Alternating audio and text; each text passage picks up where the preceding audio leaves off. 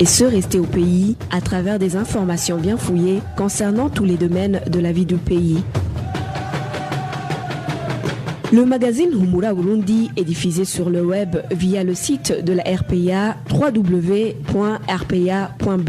Humura Burundi. Merci pour votre fidélité. Bienvenue à toutes et à tous dans le magazine Humura Burundi de ce jeudi 12 septembre 2019, dont voici les principaux titres.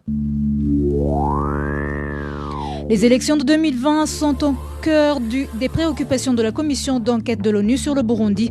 Pourtant, cette dernière reste optimiste que leurs rapports permettront de poursuivre en justice les auteurs des crimes commis au Burundi.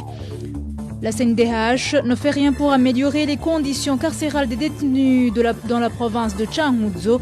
C'est du moins la réaction du président de la PRODH. Dans son magazine, vous allez le suivre.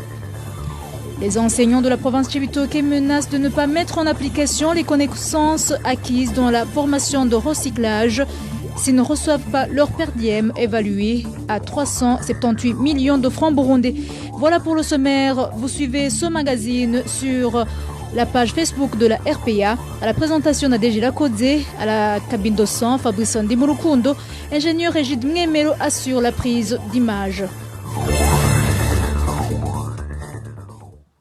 Bonsoir, débutons par la page Droits de l'homme. Il y a peu de garanties que les élections de 2020 soient transparentes et inclusives. C'est l'analyse de la commission d'enquête de l'ONU sur le Burundi. Dans une conférence de presse de ce jeudi, les membres de cette commission ont souligné que ces rapports permettront tôt ou tard de poursuivre en justice les auteurs des différents crimes commis au Burundi depuis 2015. Emile Nibasumba. S'ils ne sont pas documentés et enregistrés dans des rapports, il est très difficile de confirmer que les crimes ont été commis. C'est ce qu'indique Françoise Hampson, membre de la commission d'enquête sur le Burundi, qui admet également que les rapports ont des limites. On pourrait espérer, mais on ne peut pas penser qu'un rapport va changer le monde. La fonction des conclusions des recommandations, c'est plutôt de permettre aux ONG, à la société civile et aux États de faire pression sur un pays. Et il me semble que c'est important parce que dans le futur, quand il y aurait un changement au Burundi, il va falloir que toutes les autorités et la société en entière essayent d'adresser le contenu de nos rapports. Si les rapports n'étaient pas là, si en 20 ans on essayait de rétablir ce qui s'était passé, ce serait très difficile. Dans le rapport qu'elle présentera au Conseil de l'ONU aux droits de l'homme le 17 septembre prochain, la Commission évoque des facteurs de risque et d'atrocités criminelles. C'est notamment l'instabilité en matière de sécurité, l'existence d'antécédents de violations graves des droits de l'homme qui n'ont été ni empêchés ni punis, la faiblesse des structures étatiques mettant en cause la capacité d'un État de prévenir ces atrocités criminelles ou de les faire cesser et de les juger, ainsi que la capacité des Imbonerakure ou d'autres groupes armés non étatiques à commettre des atrocités criminelles, pour ne citer que cela. Selon Lucie Aswabor, elle aussi membre de la commission, il y a peu de garanties que les élections de 2020 soient transparentes et inclusives.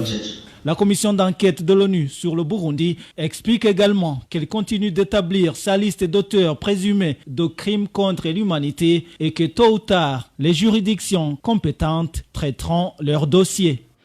Merci Emile Nibasumba. Un atelier de couture d'une femme a été fermé ce mercredi par le chef de la colline accompagné des jeunes Imbonerakure de la commune Gasogwe en province Muyinga. Elle est accusée d'avoir cousu les habits des membres du parti CNL. Une décision injuste de la part de cette couturière qui affirme coudre pour tout client sans exception. Les détails avec Eric Hakizimana. Consolata Ntabakunzi est le nom de la propriétaire de cet atelier de couture qui a été fermé au marché de la commune Gasogwe, province Muyinga. Les informations en provenance de la commune Gasogwe indiquent que ce mercredi, un groupe des Imbonerakure, dirigé par Ramadan, chef de colline Massasu, Amis surnommé Ouattara, et Gabriel alias Magezi, tous deux responsables des Imbonerakure, s'est présenté à l'atelier de couture de Consolata Ntabakunzi. Sur place, ces Imbonerakure y ont trouvé deux membres du parti CNL venus récupérer portaient les uniformes du parti. Tout à coup, ces Imbonerakure ont saisi ces uniformes et ont ordonné la fermeture immédiate de cet atelier, arguant que la propriétaire n'a pas le droit de coudre les uniformes du parti dans son marché. Consolate Nhabakunzi vient de passer 2 jours sans rouvrir son atelier. Ses collègues demandent la réouverture de cet atelier car ils estiment qu'aucune infraction n'a été commise par la propriétaire de l'atelier. Nous n'avons pas pu joindre Ramadan, chef de colline Massasu. Contacté à son tour Jean-Claude Barutwanayo, administrateur de la commune Gasogwe, un de ses compagnons nous a dit qu'il est occupé. Eric Hakizimana est stagiaire à la RPA, toujours en page droits de l'homme. Le président de la PRODH, Pierre Claver Mbonimpa, accuse la Commission nationale indépendante des droits de l'homme de ne rien faire pour améliorer les conditions et la situation carcérale des détenus. Il réagit aux violations des droits des prisonniers de la province Changuzo qui passent plusieurs jours au cachot sans être entendus. Suivez. Effectivement, nous sommes au courant de ce problème de détenus de Cankuzo qui se trouvent dans le quartier du commissariat de Cankuzo. Mais ce que je peux vous dire, c'est que ce n'est pas la première fois quand la CODEAC est au Burundi. Nous avions l'habitude de visiter tous les lieux de détention se trouvant dans toutes les provinces. À Cankuzo, on avait remarqué que les détenus restaient beaucoup de temps dans des conteneurs. Mais nous avons fait une Covid avec d'autres organisations, alors on a abandonné ce système de conteneurs. Alors aujourd'hui, vous voyez que ces détenus passent beaucoup de temps, les derniers que vous me dites, ils ont passé 6 mois et quelques, même avant, ils pouvaient passer même une année, même plus, jusqu'à ce que la CODEAC s'est fait des désirs pour aller aider les parquets et les tribunaux pour le détachement de ces détenus. Mais ce qui est malheureux, c'est que ces détenus passent beaucoup de temps dans les cachots, sans être écoutés par les juges et ils ne peuvent pas être transférés dans la prison de Ruyigi parce que la province de Burundi a sa prison à Ruyigi. C'est pourquoi ils passent tout ce temps en prison. Mais ce qui m'étonne, ce qui me fait mal, c'est qu'on dit qu'il y a la Commission nationale indépendante des droits de l'homme. Il faut me dire que cette commission ne fait pas tous les problèmes, mais cette commission ne fait rien dire. Mais ce qui me va, c'est que ce qu'ils font aujourd'hui, hier, ce sont ces faits de décédés qui criaient, qui pour que nous puissions les aider. Et voilà ce qu'il faut aujourd'hui, il faut l'obéir. C'était Pierre Claver Mbonimpa, président de la PRODH. En page politique, le parti RANAC déplore le démembrement en elle des partis politiques d'opposition et de ses responsables. Dans une conférence de presse tenue ce jeudi, Aloïse Balichako, président du parti RANAC, indique que ce qui se passe au sein de ces partis politiques ne fait que favoriser le parti au pouvoir. Le parti RANAC invite les partis d'opposition à participer aux élections de 2020. Écoutez Aloïse Balichako, président du parti RANAC. Le parti RANAC constate avec regret la persistance du factionnalisme, de coalitions hostiles aux élections et la fragmentation des forces de l'opposition. Rappelons que la crise entre les partis politiques protecteurs de l'accord d'Arusha, leur intempestive fragmentation interne, ainsi que le recours au boycott des élections ont renforcé directement l'état de fait d'un parti au pouvoir ultra-dominant depuis 2010. Le parti RANAC ne jouera plus ces jeux qui, avec l'expérience, sont inefficaces dans le renforcement de la démocratie. Certes, il y a des défis. Cependant, le parti RANAC s'inscrit en faux contre les acteurs politiques qui ne sont pas dans la dynamique d'affronter la compétition électorale.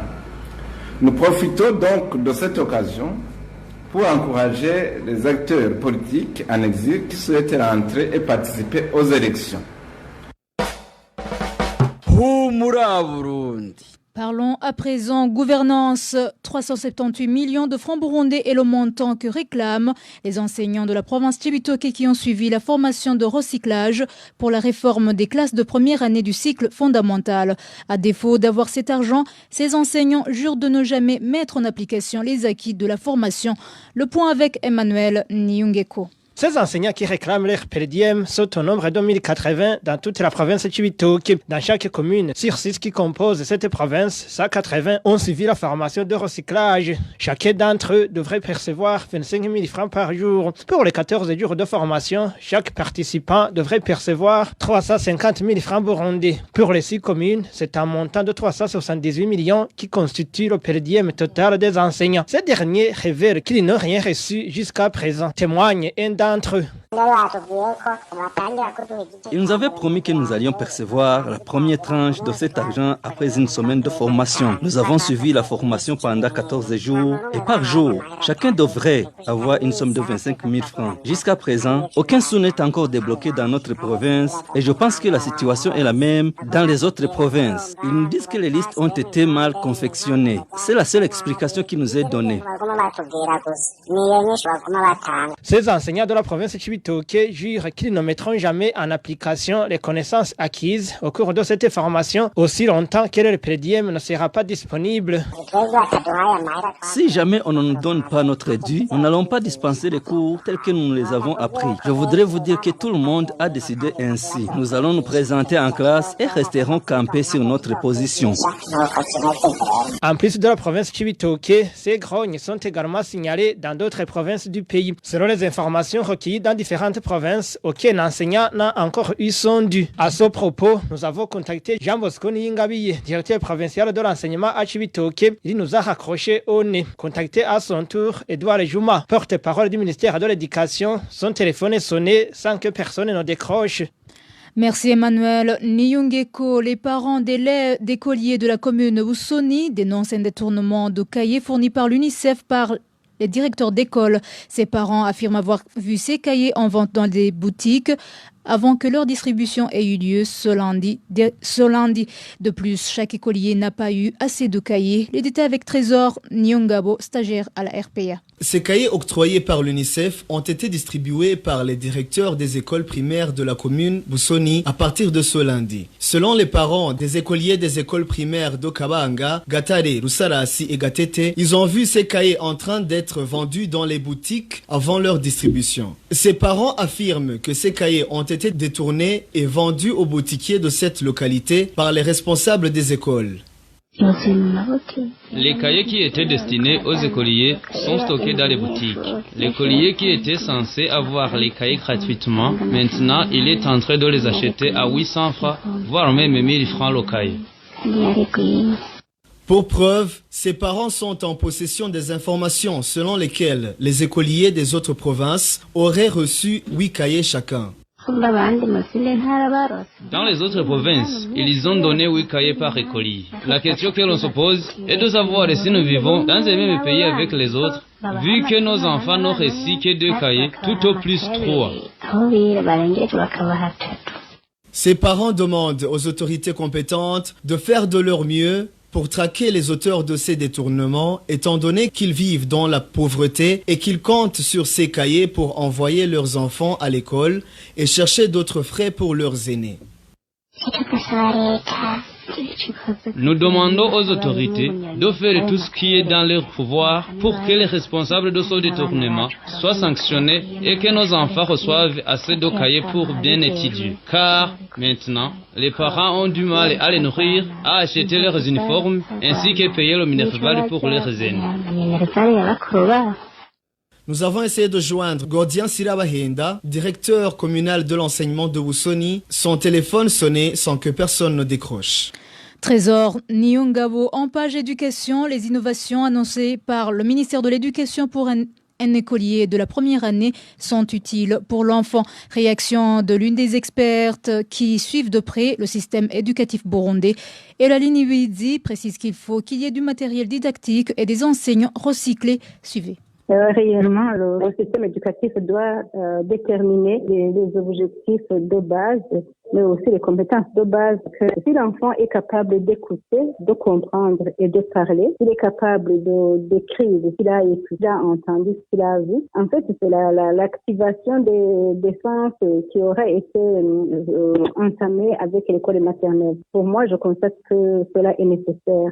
Je pense que cela est nécessaire. C'est ça l'éducation de base. Normalement, la première année, c'est pour la maternelle et la première année, c'est pour la langue maternelle. Et il y a un certain niveau d'apprentissage qu'ils ne devraient pas apprendre dès la première année. C'est la première année, il y a moyen d'introduire la seconde langue au début de la deuxième année ou à la fin de la première année, mais sous certains aspects, pas au niveau de l'écriture et de l'expression orale. D'une part, ça va aider l'enfant parce que il minimise le nombre de langues d'apprentissage, il délimite les compétences attendues de l'enfant dès la première année, mais aussi il devient réaliste parce que introduire plusieurs sujets, alors qu'ils n'ont ni les documents de pédagogiques, ni les enseignants, là, c'était quand même rêvé. Ça contribue à décharger l'enfant, à décharger l'enseignant, mais aussi à fixer les premières connaissances de base qui permettent à l'enfant de fixer les autres connaissances du milieu extérieur. Avant, c'était une surcharge. En fait, le grand problème au Burundi, c'est un problème de méthode, mais aussi de formation des enseignants et de style pédagogique. Parmi ces réformes, l'enfant doit savoir les parties de son corps, son environnement et savoir lire et écrire très rapidement durant la première année. Le magazine Humura Burundi, vous pouvez également retrouver ce magazine sur les différents comptes de la RPA, à savoir YouTube et Twitter. À présent, page environnement, les maisons érigées le long des rives des rivières qui traversent la ville de Bujumbura sont menacées de démolition. La violation du code de l'eau et de celui de l'environnement par les propriétaires des parcelles et des agents du service d'urbanisme est la cause principale de ces risques de démolition, selon l'environnementaliste Julien Nizigimana. Pour pallier à ces risques, ce dernier invite les deux parties concernées de respecter scrupuleusement ces deux codes. Écoutez à ce propos Julien Nizigimana. Dans ces jours, certaines maisons de la ville de Bujumbura sont démolies par les rivières qui passent à l'intérieur de la ville. Je peux dire que la responsabilité est partagée entre les personnes, les citadins qui construisent des maisons de façon anarchique et les services de l'urbanisme qui ont donné ces parcelles. Mais il y a des mesures qui ont été mises par le système d'urbanisme et distances entre tour de la rivière ou bien autour du lac Tanganyika qui devrait être respecté. Actuellement, alors, pour ces bâtiments, pour ces maisons qui sont en train d'être démolies, ils ont construit sans respecter ces mesures. Alors, pour l'État, pour les personnes qui travaillent au service de l'urbanisme qui ont donné ces parcelles, une part, on donne ces parcelles par corruption ou par d'autres systèmes, sans oublier qu'un jour, ces maisons ou bien ces personnes pourraient avoir des problèmes au niveau de leur habitat. Alors, je peux dire que les personnes qui ont construit ces maisons sans respecter les consignes de l'urbanisme, peut-être qu'ils vont assumer eux-mêmes, mais c'est l'État qui peut voir comment les réhabiliter. Et l'appel que je peux lancer à ces personnes qui ne respectent pas les consignes données par l'urbanisme, c'est qu'ils sachent que les inconvénients reviennent à eux-mêmes. Donc, c'est nous-mêmes qui devons respecter les consignes mises en place ou données par les services techniques de l'urbanisme. Et que tout le monde, tout un chacun, doit respecter les consignes mises en place par l'État ou par les services techniques habilités. C'était Julien Nizigimana, dernier dossier de ce magazine avec la page agriculture. Dans le cadre de la préparation de la saison culturelle A, les prix des engrais chimiques ont été revus à la baisse. Déclaration du ministre de l'Environnement, de l'Agriculture et de l'Élevage au cours d'une conférence de presse tenue ce jeudi. Deogud Lurema précise que c'est dans le but de faciliter les agriculteurs. Engrais fourmi Imbura à remplacement du DAP, un sac de 25 kg va coûter 29 000 francs au lieu de 42 695 francs. L'engrais fourmi Totaza qui a remplacé Rire, un sac de 25 kg va coûter 26 000 francs au lieu de 38 500 francs. Des engrais fourmis Bagara à remplacement du KCR, un sac de 25 kg va coûter 26 500 au lieu de 38 800 francs. La chaux agricole, un sac de 50 kg va coûter 5 000 au lieu de 11 500 francs. Le dit ministre signale également que les prix des semences sélectionnées ont diminué. Encore une fois, Deogud Lurema. Concernant la disponibilisation des semences au prix accessible, c'est-à-dire que le prix d'un kilo de semences de maïs composite, c'est-à-dire des semences de maïs produits localement, qui coûtait en moyenne 2000 francs, va être acheté à 1200 francs, et celui d'un kilo de semences de maïs hybride, semences de maïs importé, qui coûtait en moyenne 6000 francs, va coûter à l'agriculteur 3600 francs. Et voilà, chers auditeurs, c'est ici que nous clôturons le magazine Humura Burundi de ce jeudi 12 septembre 2019. Merci de nous avoir suivis. Merci à toute l'équipe rédactionnelle, sans oublier l'équipe technique. À la présentation, vous étiez avec Nadège Lakodze. Bonne soirée chez vous.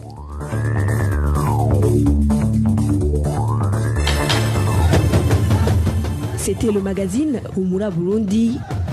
Un magazine complet pour relier les Burundais en exil et ceux toujours au pays à travers une information de qualité.